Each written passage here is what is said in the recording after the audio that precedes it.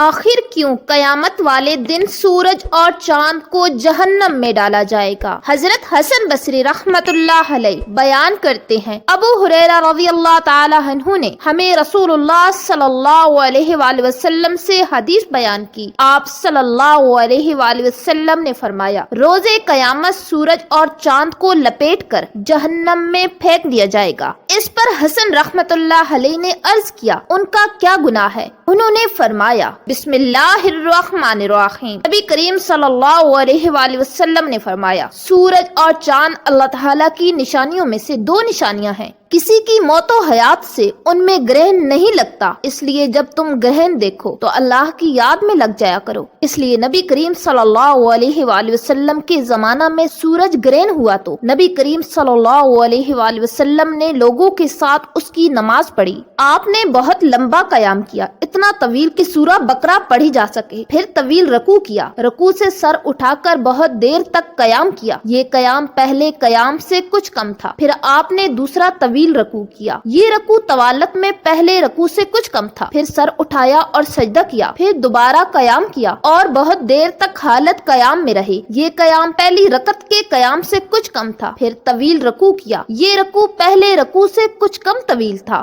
پھر سر اٹھایا اور طویل قیام کیا، یہ قیام پہلے قیام سے کچھ کم تھا۔ پھر رکوع کیا، طویل رکوع، اور یہ رکوع پہلے رکوع سے کچھ کم طویل تھا۔ پھر سر اٹھایا اور سجدہ میں گئے۔ جب آپ نماز سے فارغ ہوئے تو گرہن ختم ہو چکا تھا۔ اس کے بعد آپ صلی اللہ علیہ وآلہ وسلم نے فرمایا کہ سورج اور چاند اللہ کی نشانیوں میں سے دو نشانیاں ہیں، ان میں گرہن کسی کی موت یا کسی کی حیات کی وجہ سے نہیں ہوتا، اس لیے جب تم گرہن دیکھو تو اللہ کو یاد کرو۔ صحابہ نے عرض کیا، یا رسول اللہ، ہم نے آپ کو دیکھا کہ آپ نے اپنی جگہ سے کوئی چیز بڑھ کر لی، پھر ہم نے دیکھا کہ آپ ہم سے ہٹ گئے۔ نبی کریم صلی اللہ علیہ وآلہ وسلم نے فرمایا کہ میں نے جنت دیکھی تھی، یا نبی کریم صلی اللہ علیہ وآلہ وسلم نے فرمایا، راوی کو شک تھا، مجھے جنت دکھائی گئی تھی، میں نے اس کا گوشہ توڑنے کے لیے ہاتھ بڑھایا تھا، اور اگر میں اسے توڑ لیتا تو تم رہتی دنیا تک اسے کھاتے، اور میں نے دوزخ دیکھی، آج تک اس سے زیادہ ہیبت ناک منظر میں نے کبھی نہیں دیکھا، اور میں نے دیکھا کہ اس میں عورتوں کی تعداد زیادہ ہے۔ صحابہ نے عرض کیا، یا رسول اللہ، ایسا کیوں ہے؟ نبی کریم صلی اللہ علیہ وآلہ وسلم نے فرمایا کہ وہ شوہر کی ناشکری کرتی ہیں اور ان کے احسان کا انکار کرتی ہیں۔ اگر تم ان میں سے کسی ایک کے ساتھ زندگی بھر بھی حسن سلوک کا معاملہ کرو، پھر بھی تمہاری طرف سے کوئی چیز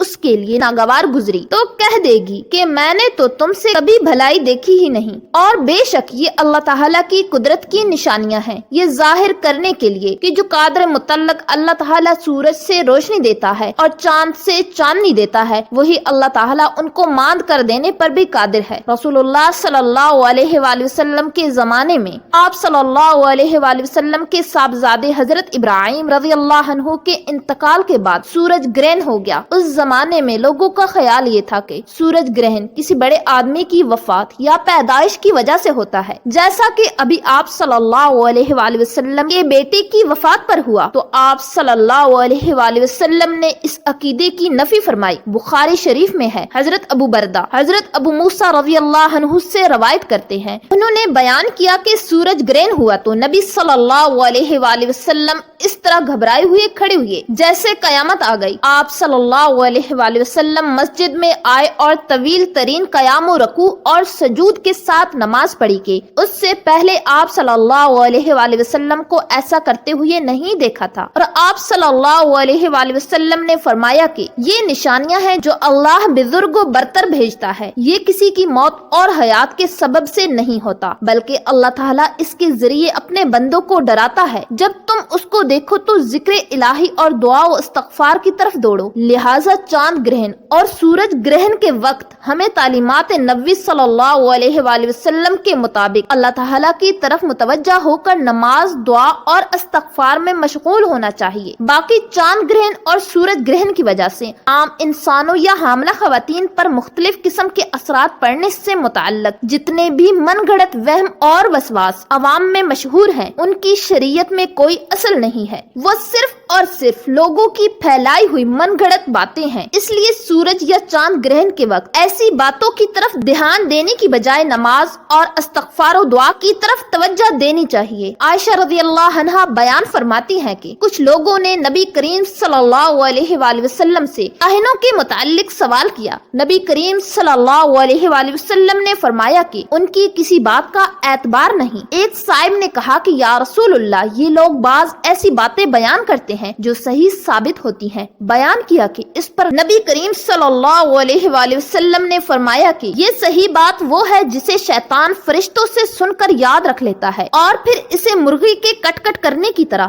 کاہنوں کے کانوں میں ڈال دیتا ہے، اور یہ اس میں 100 سے زیادہ جھوٹ ملاتے ہیں۔ حضرت مقداد رضی اللہ عنہ بیان کرتے ہیں، میں نے رسول اللہ صلی اللہ علیہ وآلہ وسلم کو فرماتے ہوئے سنا، روز قیامت سورج مخلوق کے قریب ہو جائے گا، حتیٰ کہ وہ میل کی مسافت کے برابر ان کے قریب ہوگا، اور لوگ اپنے اعمال کے مطابق پسینے میں ڈوبے ہوں گے۔ ان میں سے کسی کے ٹخنوں تک ہوگا، کسی کے گھٹنوں تک ہوگا، کسی کے آزار باندھنے کی جگہ تک، اور بعض کے منہ تک ہوگا۔ اور رسول اللہ صلی اللہ علیہ وآلہ وسلم نے اپنے ہاتھ سے اپنے منہ کی طرف اشارہ کیا۔ محترم ناظرین، کیا آپ کو معلوم ہے کہ چاند اور سورج کو بھی جہنم میں ڈالا جائے گا؟ ایسا کیوں کیا جائے گا؟ جاننے کے لیے ویڈیو کو مکمل دیکھیے۔ حضرت حسن بصری رحمت اللہ علیہ بیان کرتے ہیں، ابو ہریرہ رضی اللہ عنہ نے ہمیں رسول اللہ صلی اللہ علیہ وآلہ وسلم سے حدیث بیان کی۔ آپ صلی اللہ علیہ وآلہ وسلم نے فرمایا، روز قیامت سورج اور چاند کو لپیٹ کر جہنم میں پھینک دیا جائے گا۔ اس پر حسن رحمت اللہ نے عرض کیا، ان کا کیا گناہ ہوگا؟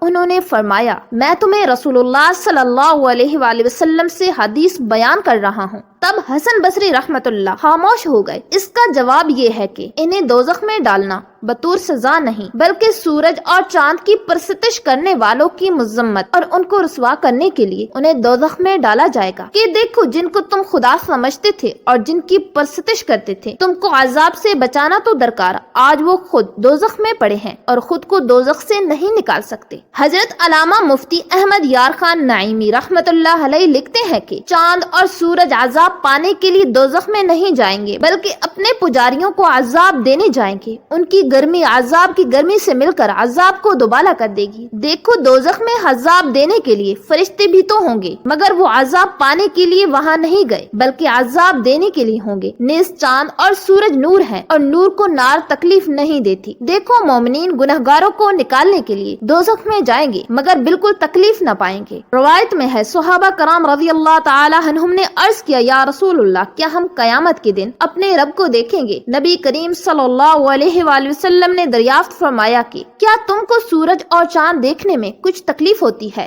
جبکہ آسمان بھی صاف ہو؟ ہم نے کہا کہ نہیں۔ نبی کریم صلی اللہ علیہ وآلہ وسلم نے اس پر فرمایا کہ پھر اپنے رب کے دیدار میں تمہیں کوئی تکلیف نہیں پیش آئے گی جس طرح سورج اور چاند کو دیکھنے میں نہیں پیش آتی۔ پھر آپ صلی اللہ علیہ وآلہ وسلم نے فرمایا کہ ایک آواز دینے والا آواز دے گا کہ ہر قوم اس کے ساتھ جائے جس کی وہ پوجا کیا کرتی تھی۔ چنانچہ سلیب کے پجاری اپنے سلیب کے ساتھ، بتوں کے پجاری اپنے بتوں کے ساتھ، تمام جھوٹے معبودوں کے پجاری اپنے جھوٹے معبودوں کے ساتھ چلے جائیں گے، اور صرف وہ لوگ باقی رہ جائیں گے جو خالص اللہ کی عبادت کرنے والے تھے۔ ان میں نیک و بد دونوں قسم کے مسلمان ہوں گے، اور اہل کتاب کے کچھ باقی ماندہ لوگ بھی ہوں گے۔ پھر دوزخ ان کے سامنے پیش کی جائے گی، وہ ایسے چمکدار ہوگی جیسے میدان کا ریت ہوتا ہے جو دور سے پانی معلوم ہوتا ہے۔ پھر یہود سے پوچھا جائے گا کہ تم کس کی پوجا کرتے تھے؟ وہ کہیں گے کہ ہم عزیر ابن اللہ کی پوجا کیا کرتے تھے۔ انہیں جواب ملے گا کہ تم جھوٹے ہو، اللہ کی نہ کوئی بیوی ہے اور نہ کوئی لڑکا،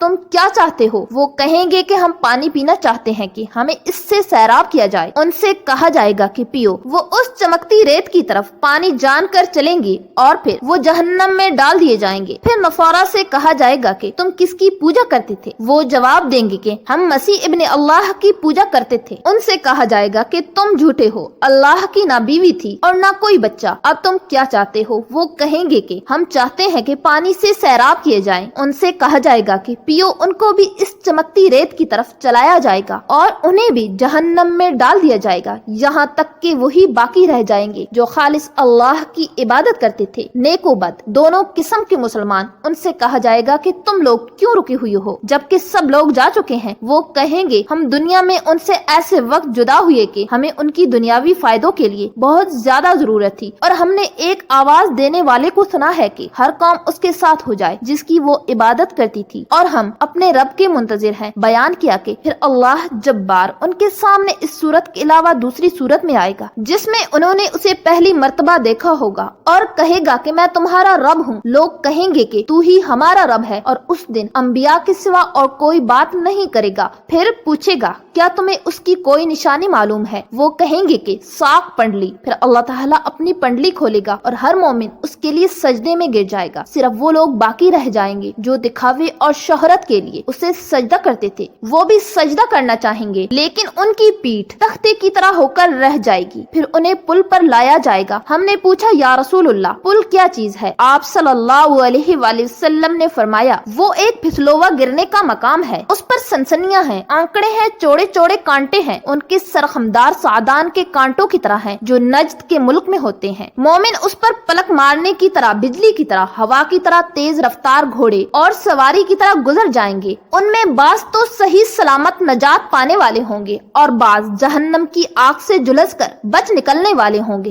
یہاں تک کہ آخری شخص اس پر سے گھسیٹتے ہوئے گزرے گا۔ تم لوگ آج کے دن اپنا حق لینے کے لیے جتنا تقاضا اور مطالبہ مجھ سے کرتے ہو اس سے زیادہ مسلمان لوگ اللہ سے تقاضا اور مطالبہ کریں گے، اور جب وہ دیکھیں گے کہ اپنے بھائیوں میں سے انہیں نجات ملی ہے تو وہ کہیں گے کہ اے ہمارے رب، ہمارے بھائی بھی ہمارے ساتھ نماز پڑھتے تھے اور ہمارے ساتھ روزے رکھتے تھے اور ہمارے ساتھ دوسرے نیک اعمال کرتے تھے، ان کو بھی دوزخ سے نجات فرما۔ چنانچہ اللہ تعالیٰ فرمائے گا کہ جاؤ اور جس کے دل میں ایک اشرفی کے برابر بھی ایمان پاؤ اسے دوزخ سے نکال لو، اور اللہ ان کے چہروں کو دوزخ پر حرام کر دے گا۔ چنانچہ وہ آئیں گے اور دیکھیں گے کہ بعض کا تو جہنم میں قدم اور آدھی پنڈلی جلی ہوئی ہے، چنانچہ جنہیں وہ پہچانیں گے انہیں دوزخ سے نکالیں گے۔ پھر وہ واپس آئیں گے اور اللہ تعالیٰ سے ان سے فرمائیں گے کہ جاؤ اور جس کے دل میں آدھی اشرفی کے برابر بھی ایمان ہو اسے بھی نکال لاؤ، چنانچہ جن کو وہ پہچانتے ہوں گے ان کو نکالیں گے۔ پھر وہ واپس آئیں گے اور اللہ تعالیٰ فرمائے گا کہ جاؤ اور جس کے دل میں ذرا برابر ایمان ہو اسے بھی نکال لاؤ، چنانچہ پہچانے جانے والوں کو نکالیں گے۔ ابو سعید رضی اللہ عنہ نے اس پر کہا کہ اگر تم میری تصدیق نہیں کرتے تو یہ آیت پڑھو، اللہ تعالیٰ ذرا برابر بھی کسی پر ظلم نہیں کرتا، اگر نیکی ہے تو اسے بڑھاتا ہے۔ پھر انبیاء اور مومنین اور فرشتے شفاعت کریں گے اور پروردگار کا ارشاد ہوگا کہ اب خاص میری شفاعت باقی رہ گئی ہے، چنانچہ اللہ تعالیٰ دوزخ سے ایک مٹھی بھر لے گا اور ایسے لوگوں کو نکالے گا جو کوئلہ ہو گئے ہوں گے۔ پھر وہ جنت کے سرے پر ایک نہر میں ڈال دیے جائیں گے جسے نہر آب حیات کہا جاتا ہے، اور یہ لوگ اس کے کنارے سے اس طرح ابھریں گے جس طرح سیلاب کے کوڑا کرکٹ سے سبزہ ابھر آتا ہے۔ تم نے یہ منظر کسی چٹان کے یا کسی درخت کے کنارے دیکھا ہوگا، تو جس پر دھوپ پڑتی رہتی ہے وہ سبزہ ابھرتا ہے اور جس پر سایہ ہوتا ہے وہ سفید ابھرتا ہے۔ پھر وہ اس طرح نکلیں گے جیسے موتی چمکتا ہے، اس کے بعد ان کی گردنوں پر مہر کر دی جائے گی کہ یہ اللہ کے آزاد کردہ غلام ہیں، اور انہیں جنت میں داخل کیا جائے گا۔ اہل جنت انہیں اتقار رحمان کہیں گے، انہیں اللہ نے بلا عمل کے جو انہوں نے کیا ہو اور بلا خیر کے جو ان سے صادر ہوئی تو جنت میں داخل کیا ہے، اور ان سے کہا جائے گا کہ تمہیں وہ سب کچھ ملے گا جو تم دیکھتے ہو اور اتنا ہی اور بھی ملے گا۔ اللہ سبحانہ و تعالی ہمیں دین کی مکمل سمجھ بوجھ عطا فرمائے اور ہمیں اپنے نیک بندوں میں شامل فرمائے۔